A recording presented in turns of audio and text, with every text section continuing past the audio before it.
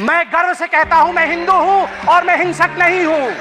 मैं गर्व से कहता हूं मैं हिंदू हूं और मैं हिंसक नहीं। आप हिंसा मत करिए।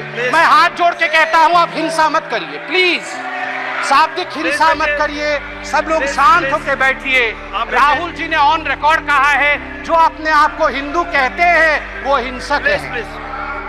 ऑन रिकॉर्ड राहुल जी ने कहा है जो अपने आप को हिंदू कहते हैं वो हिंसक है। मैं ये कह दूं यहाँ पर हिंदुओं ने कभी हिंसा नहीं की। सर्वे भवन्तु सुखिनः, सर्वे सन्तु निरामया, सर्वे भद्राणि पश्यन्तु, मां कश्चित् दुःख भाग् भवेत्। हमेशा ब्रह्मांड की कल्याण की चिंता हिंदुओं ने की है। मुझे कष्ट इस बात का भी हुआ कि डीएमके ने आज हिंदुओं पे पुनः यहाँ आघात किया है। राजा साहब ने अपने भाषण में यह कहा कि हिंदू महिलाओं को एनस्लेव करती है। नहीं, हिंदू महिलाओं को देवी के रूप में पूजा करती है, उपासना करती है। दुर्गा, सरस्वती, लक्ष्मी, विमला ये माताएं हैं हमारी। हमने कभी एनस्लेव नहीं किया है।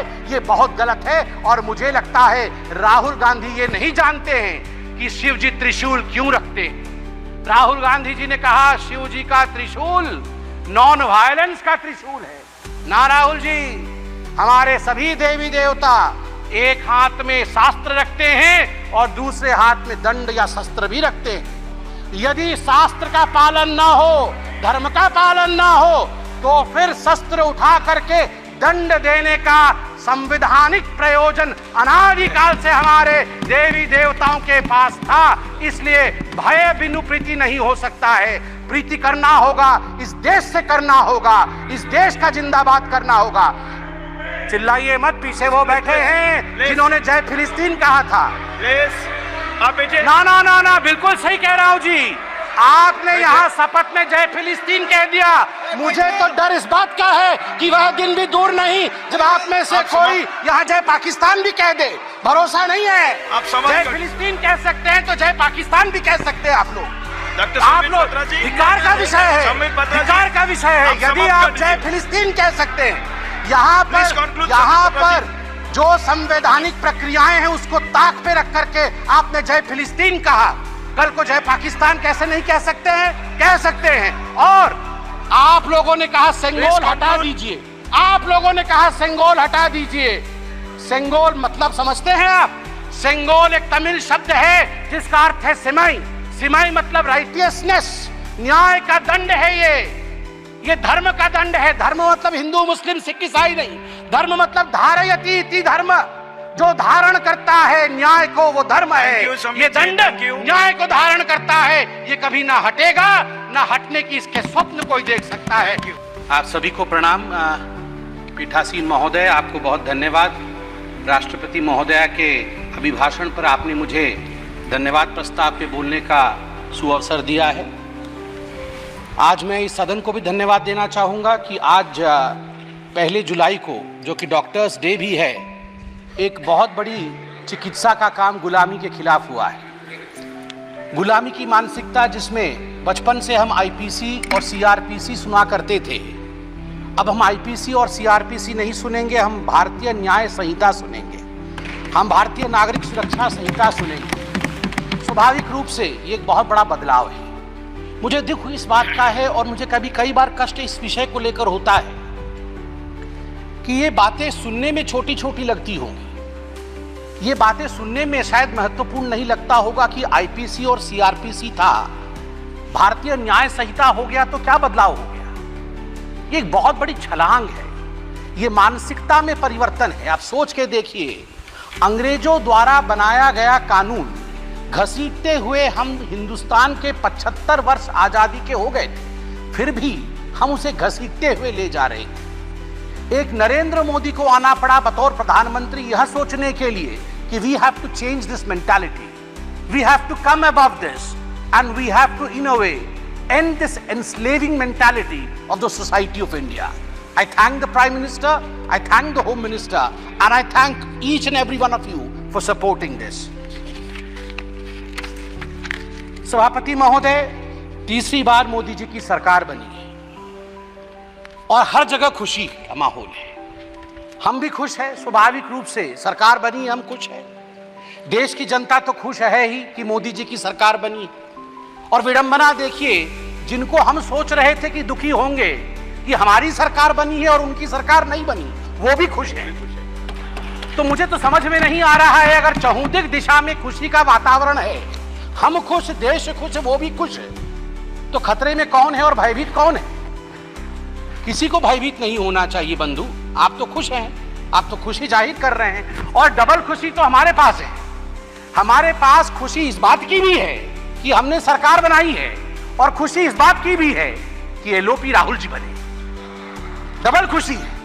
और एक राहुल जी नहीं बने हैं, दो राहुल जी। आज एक राहुल जी ने कहा मैं आज एक नहीं हूं, मैं दो।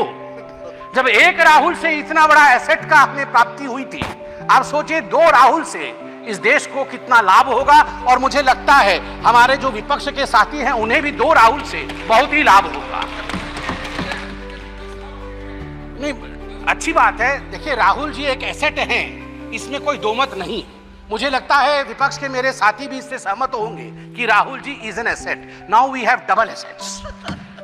बंधुगण, मुझे कष्ट इस बात का होता है, मित्रों, मुझे कष्ट इस बात की होती है कि ये दुखी इस विषय से नहीं है, ये दुखी इस विषय से नहीं है कि सरकार उनकी नहीं बनी। बिकॉज आज राहुल जी ने कहा है कि मैं खुश हूं, we are happy and we are contented.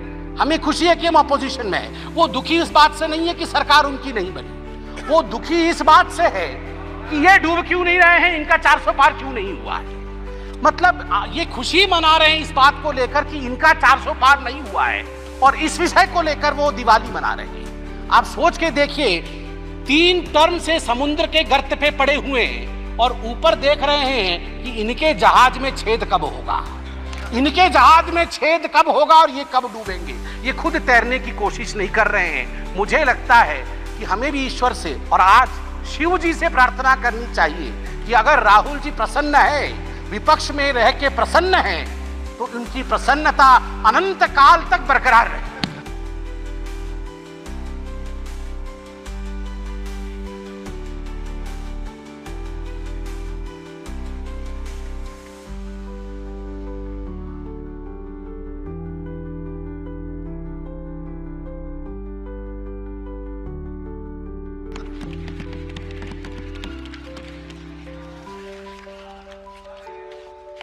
सभापति महोदय, मैं पहली बार सांसद बन के आया हूं। इससे पहले आप लोगों ने कई बार टीवी में देखा होगा।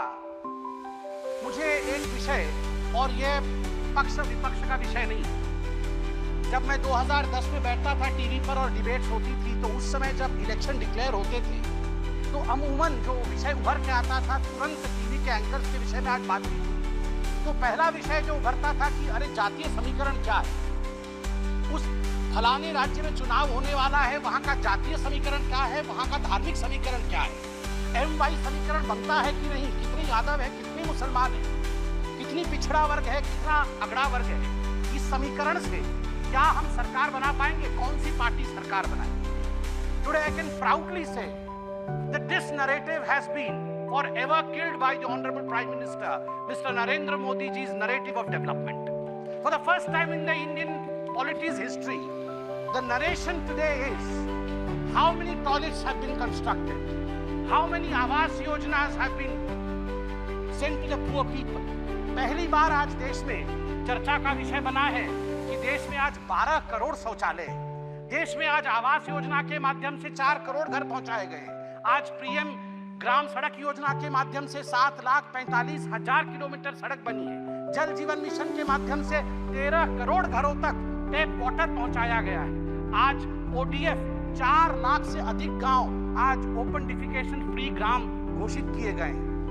किसान सम्मान निधि आज लगभग 11 करोड़ 47 लाख किसानों को 3 लाख करोड़ रुपए उनके अकाउंट में डायरेक्ट बेनिफिट ट्रांसफर के माध्यम से दिया जा रहा है। Soil health card 23 crore soil health card बनाए गए हैं। उज्ज्वला के माध्यम से 9.5 करोड़ लोगों को गैस कनेक्शन दिया गया है। सबसे बड़ी बात है कि डीबीटी के माध्यम से लगभग 32 लाख करोड़ रुपए लाभार्थियों को दिया जा रहा है। याद करिए एक ऐसा समय था जब तत्कालीन प्रधानमंत्री राजीव गांधी कहते थे मैं 100 पैसे भेजता हूँ, 1 रुपए भेजता हूँ, तो मात्र 18 पैसे नीचे पहुंचते हैं, बाकी बीच में ही समाप्त हो जाते हैं। आज मैं गर्व से कह सकता हूँ कि प्रधानमंत्री नरेंद्र मोदी 100 पैसे पहुंचाते हैं तो 100 का 100 पैसा गरीब तक पहुंचता है, उसके अकाउंट तक पहुंचता है, कोई बिचौलिया खा नहीं सकता।